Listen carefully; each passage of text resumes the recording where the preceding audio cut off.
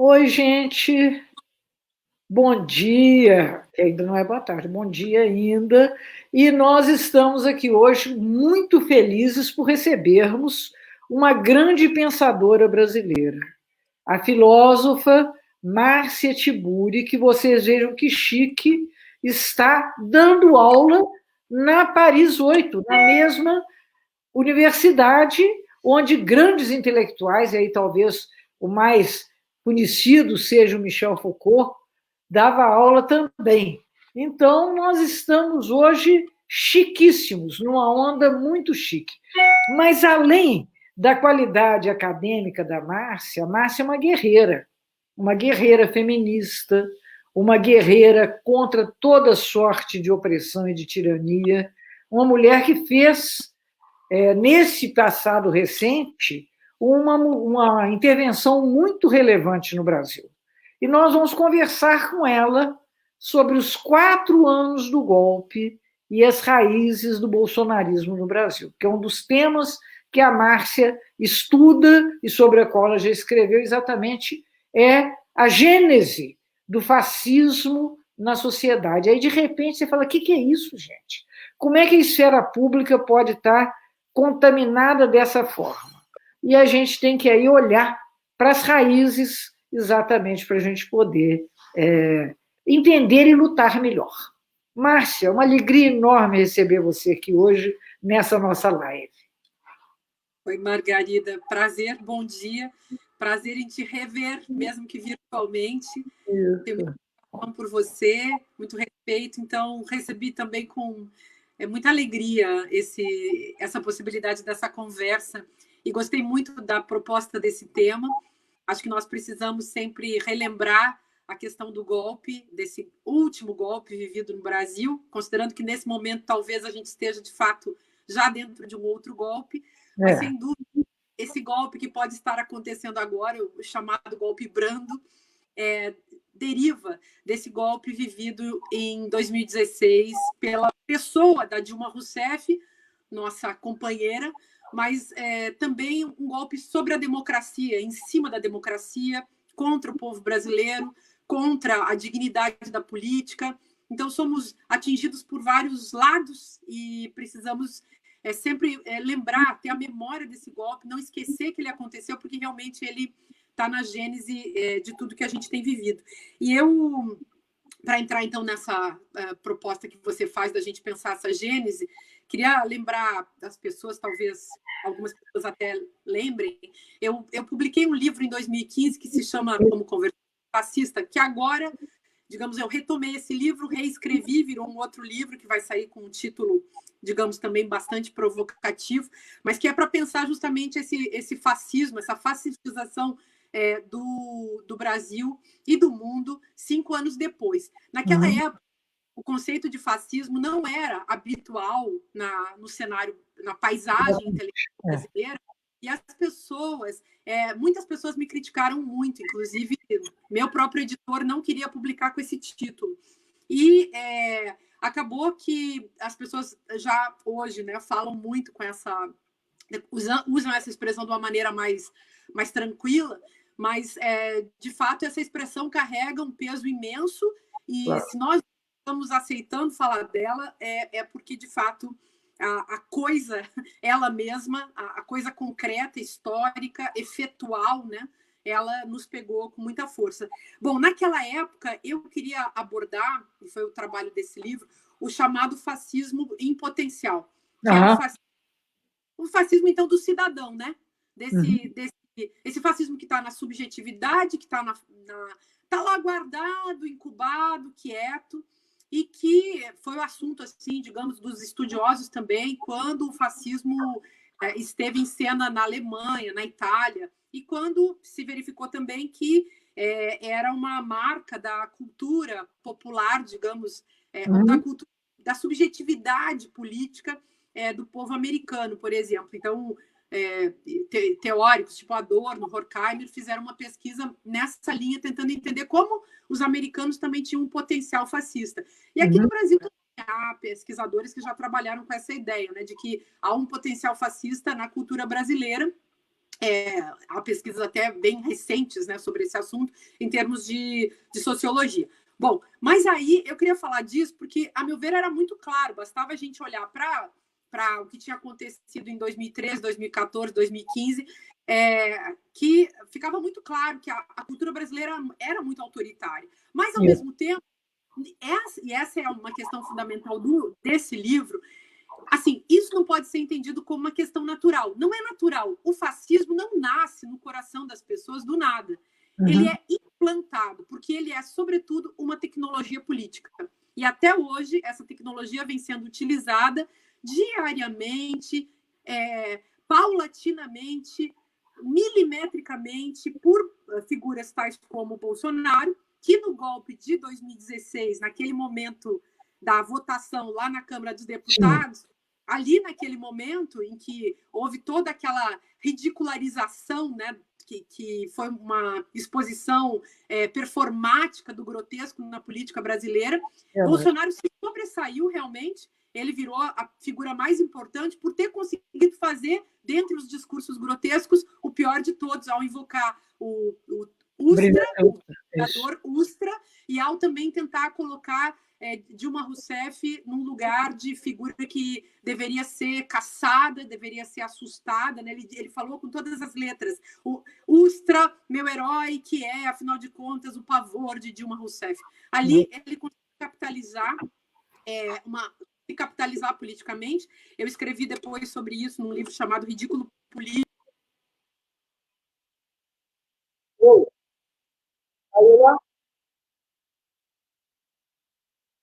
Aconteceu na nossa lei, fascismo. Voltou. Beleza. Voltamos.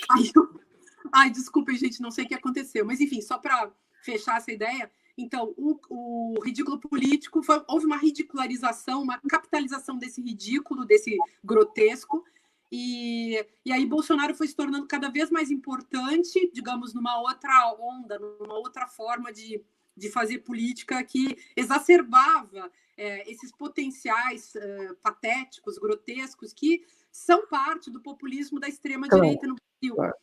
Então, mas assim, há uma passagem, e para mim, o que está em jogo hoje é a gente entender como acontece justamente a torção da democracia, essa virada, né, da democracia para o fascismo, qual é a operação política que se dá, e nós precisamos compreender isso, a meu ver, porque nós temos que não só superar o fascismo hoje, mas evitar que ele se repita, que ele continue.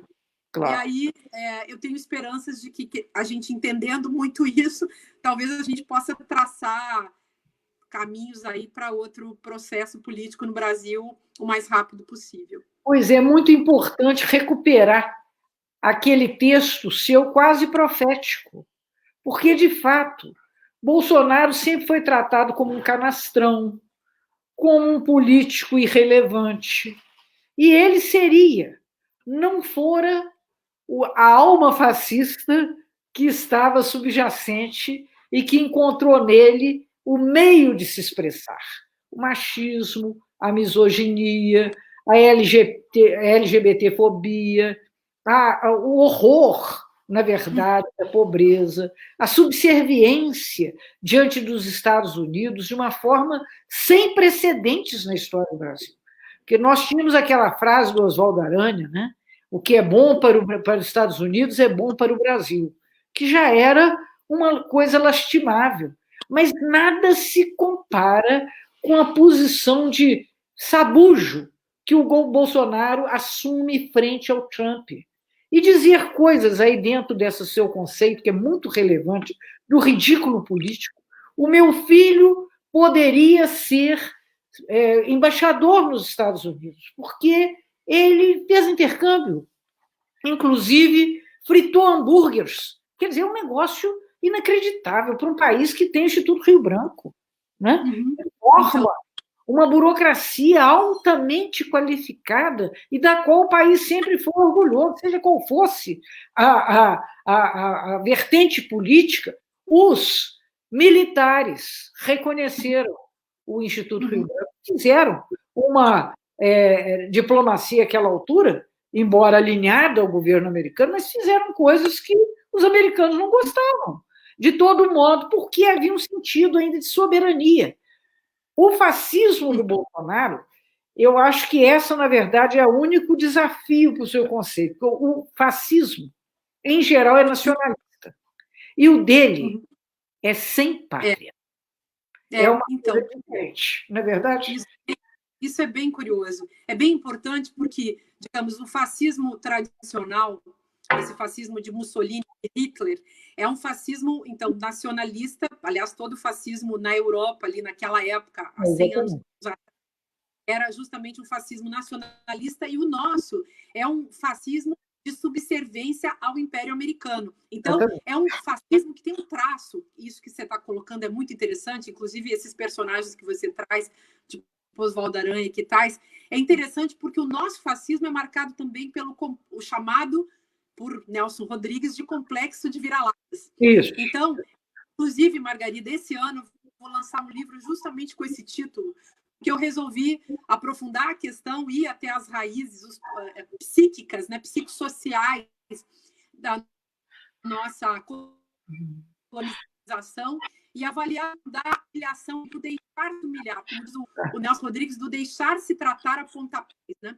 Bom, mas eu acho importante a gente, nisso tudo que você está falando, então, a gente entender também que Bolsonaro aplicou no povo brasileiro uma tecnologia política que corresponde justamente a essa ordem da política submetida, reduzida, melhor dizendo, à publicidade.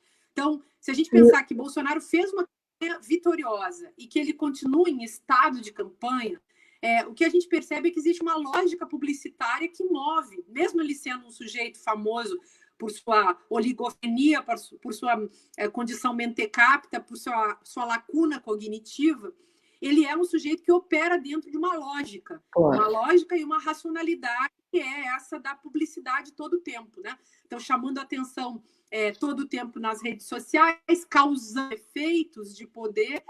E aí eu queria fazer sobre dois aspectos. Um, que é justamente esse efeito de poder que o Bolsonaro causa. Então, se a gente está falando da ideia do ridículo político, por exemplo, o que é o ridículo político? É uma tecnologia de poder pela qual Bolsonaro e muitos outros se elegeram, os deputados os mais votados no Brasil, todos aqueles que... O que o Foucault chamava isso de discurso grotesco.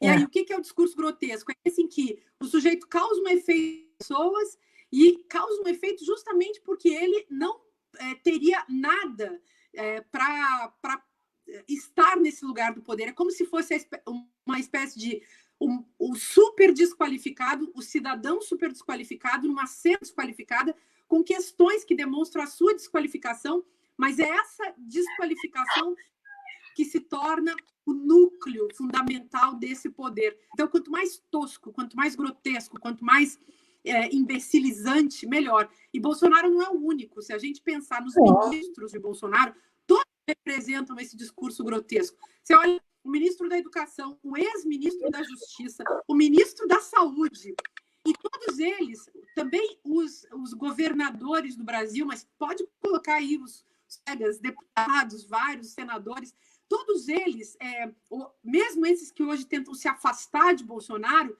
se elegeram justamente pela capitalização, em nome da qual Bolsonaro também se elegeu. E antes eles viam que Bolsonaro era mais capitalizado, tentavam se aproximar. Dória é um exemplo. Witzel é um exemplo. Claro. Assim, todos perceberam que, na verdade, o capital... Então, é uma cena que você faz, que os pastores neopentecostais também fazem, que, como você colocou, a palavra canastrão também é importante. Quer dizer, o sujeito que sabe fazer papelão. Quanto mais papelão faz, por exemplo, Janaína Pascoal, muito papelão. Esses deputados do MBL, muito papelão. O Alexandre Frota, muito papelão. E todos eles são canastrões na cena política, mas todos eles conseguiram se eleger e muito bem eleitos. Muito. E aí, um outro aspecto que eu queria colocar, que foi esperteza do Bolsonaro também e que continua sendo utilizado, esperteza de Bolsonaro e de vários outros, que é usar certas pessoas que podem servir para causar polêmica como alavancas de capitalização. Então, por exemplo, Bolsonaro usou Jean Willis. No dia em que ele começou a fazer, usou Maria do Rosário também.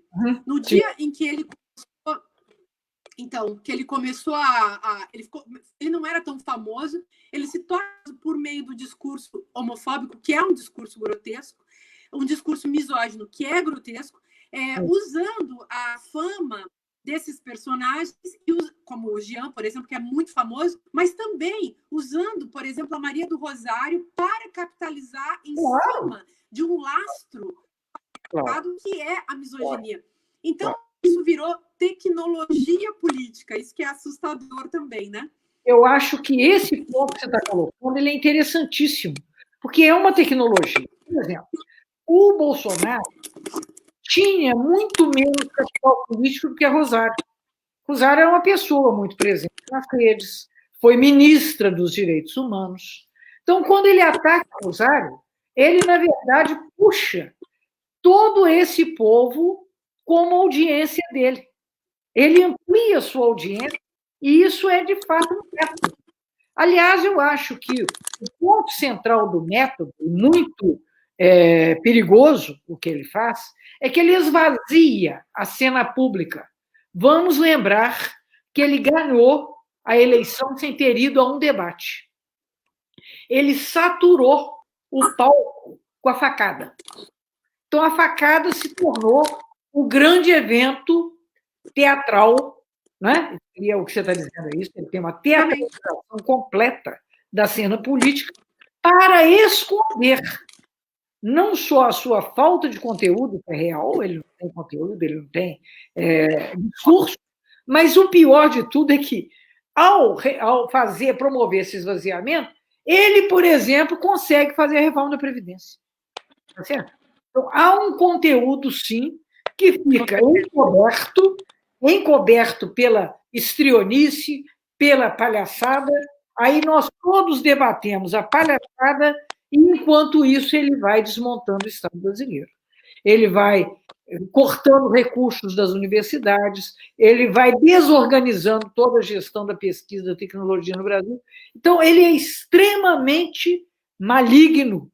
Nós hoje estamos enfrentando o coronavírus e o vírus Bolsonaro.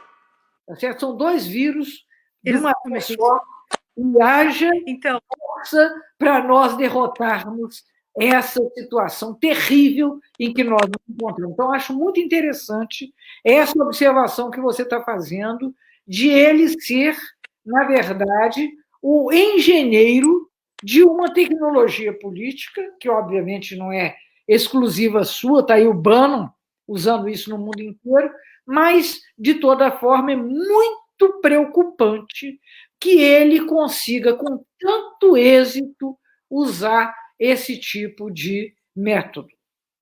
E aí eu retorno a palavra para você. Então, essa cortina de fumaça, né, que você está levantando, ela é tão importante porque ela não apenas engana o povo, mas ela, na verdade, coopta o povo, seduz o povo por produção de identificação e coloca, eu acho, também as pessoas todas num estado de transe. Daí a sensação nesse momento que faz também a gente poder dizer que as pessoas estão vivendo uma espécie de hipnose e, ao mesmo tempo, uma espécie de catarse. Então, elas estão meio tontas por Bolsonaro e as hordas de bolsonaristas são essas pessoas que, digamos, foram tomadas realmente estão adoecidas por essa imagem viral, né, do discurso fascista representada pela figura, pela liderança de Bolsonaro, mas, ao mesmo tempo, então, tem essa sensação de hipnose, tem, do outro lado, uma sensação de distopia, de que alguma coisa estranha vai estar acontecendo. De qualquer maneira, o que o Bolsonaro consegue com a discursividade da qual ele faz parte, que ele ajuda a fomentar diariamente, que não foi ele que inventou, porque os soberanos, os governantes infames e vis, sempre fizeram parte da história da humanidade e eu até uso dizer que existe na história humana uma espécie de eterno retorno dessas figuras, e eu tenho até a esperança de que isso vá passar, porque ninguém suporta, né? Se a gente deixa esse processo seguir adiante, esse processo de fascistização, a sociedade se destrói por completo, e eu acho que já tem muita destruição no Brasil, como teve e como tem em outros países, e talvez essa aceleração, inclusive por parte do vírus, né, da pandemia do coronavírus, talvez isso também já nos encaminhe para pensar que estamos já numa fase final dessa grande destruição e que logo, logo vamos sair desse processo rumo a um processo menos, vamos dizer assim, menos destrutivo. Mas isso também é complexo, né? Não dá tempo da gente trabalhar tudo isso agora, mas eu acredito que as pessoas foram realmente capturadas numa instância subjetiva muito profunda e capturadas por um jogo de linguagem que foi plantado pelos meios de comunicação de massa, claro, que são também desse fascismo todo organizado. E aí, Margarida, não é um exagero a gente dizer que o neoliberalismo, com todos esses aspectos que você levantou, de cancelamento dos direitos, o neoliberalismo é idêntico ao fascismo, só que o fascismo é a face política daquilo que o neoliberalismo é a face econômica. Mas ambos têm o mesmo tipo de operação, um depende do outro, e historicamente também os dois estão absolutamente ligados. Então, talvez não houvesse no Brasil figura mais fundamental e mais brasileira para colocar em cena tudo isso quanto o Bolsonaro. O Bolsonaro acaba sendo a grande imagem da fascistização do Brasil, mas iguais a ele há muitos. Imitações de Bolsonaro há muitas, né? E figuras que hoje, inclusive, como a gente comentou antes, estão aí tentando parecer diferentes de Bolsonaro, mas que continuam sendo iguais a ele, né? Então, eu acho que esse ponto é muito interessante, porque o Bolsonaro é uma espécie de parágono, né? Ele é uma expressão máxima de toda essa boçalidade, a boçalidade do tiozão do churrasco, né? Que chega, sabe de tudo, ou dá opinião sobre qualquer assunto, sempre de uma forma agressiva, sempre de uma forma desrespeitosa e sempre de uma forma avessa ao reconhecimento dos direitos humanos, da cordialidade, da sociabilidade civilizada. Eu acho que você falou uma coisa muito correta. A face autoritária do neoliberalismo, que o neoliberalismo é um programa profundamente antipopular, mas ele vai tentando se resolver no quadro da democracia liberal. Assim foi com Reagan, que era até um cara assim simpático, com a Margaret Thatcher, que era a grande mãe ou avó da Inglaterra, e de repente esse programa ele é tão amargo, é uma pílula tão ruim de engolir que só com o autoritarismo exacerbado. E aí, de repente, figuras como o Bolsonaro se tornam relevantes para expressar esse grande ataque aos direitos da população. Agora, a pandemia, por outro lado, também coloca tudo isso em risco. Eu quero dizer a você que, nesse momento, é uma mulher muito bem informada, mas a popularidade do Bolsonaro é declinante. Todas as pesquisas mostram isso. Ele tem um resíduo de militantes muito fiéis, as pessoas que finalmente chegamos no poder, né? A idiotice chegou ao poder. Então, elas devem se sentir até exaltadas com essa importância, mas o fato é que a classe média que votou no Bolsonaro, porque o Alckmin não colou, né? Com todo o esforço que foi feito pela grande mídia, não teve jeito da direita civilizada disputar para valer com as forças populares naquela época representadas pelo Haddad. Aí eu acho que agora nós estamos na hora de dar aquele empurrão e ver se ele cai, né? Porque nós não merecemos, né, Márcia? Vamos falar a verdade. Pois é. Agora, Margarida, vem cá. também tem um aspecto aí que a gente não pode esquecer. No momento em que a direita civilizada, dita civilizada, prefere fazer unidade com a extrema-direita e apostar na extrema-direita, em vez de apoiar um candidato tão razoável da esquerda, porque o Haddad é um candidato muito razoável. Claro. Gabarito para transitar. Pois é. Então, nesse momento, a direita também mostra o seu lado fascista. Claro. Porque todas as pessoas que apoiaram Bolsonaro têm alguma gradação de fascismo em sua personalidade. Tem algum grau de personalidade autoritária na sua própria formação, na sua forma de ser e existir e estar aí. Então, eu acho bem importante também que a gente, hoje no Brasil, para reconstituir esse Brasil, que a gente possa também voltar a fazer uma discussão, porque Bolsonaro eu acho que vai cair, até quero ouvir você sobre isso, mas eu acho que o Bolsonaro tem uma duração calculada, que ele realmente já começou a incomodar também aqueles que almejam o poder no Brasil, não só por trás, né, da cena, nos bastidores, mas aqueles também que querem, por veleidades as mais diversas, querem a presidência da República, por mais conspurcada que esse cargo possa estar. Então, o Bolsonaro, a meu ver, vai ser destituído por esse jogo de forças todo que envolve mídia, que envolve as oligarquias, enfim, que envolve um certo capital, até porque o capital agora está em baixa, o capitalismo em baixa, o neoliberalismo em baixa, demonstrando a sua incompetência, a absoluta desnecessidade, a sua absoluta incapacidade de gestar, né, de gerir uma sociedade com problemas e com um problema tão grande como uma crise sanitária, tal como a gente está vivendo. Então, eu acho que Bolsonaro já cansou muita gente. É provável que ele venha a ser, por essa gente mesmo que o colocou lá, é provável que ele venha a ser destituído de lugar. E é provável que a esquerda volte com muita força. Sabe por quê? Porque a direita não sabe construir a sociedade. Ela sabe destruir. Quem sabe construir são as pessoas de esquerda. Então, as sociedades sempre se ergueram em cima de políticas que parecem, ou que são mais à esquerda, ou que parecem mais à esquerda. Os países hoje que estão sobrevivendo bem são países que têm políticas, digamos, mais voltadas para o povo, e que aí no Brasil a Merkel está sendo chamada de comunista, né? Quer dizer, qualquer pessoa que pensa democraticamente já é pessoa de esquerda, né? Eu estou usando esse caráter fluido, né, da ideia de democracia para a gente pensar isso.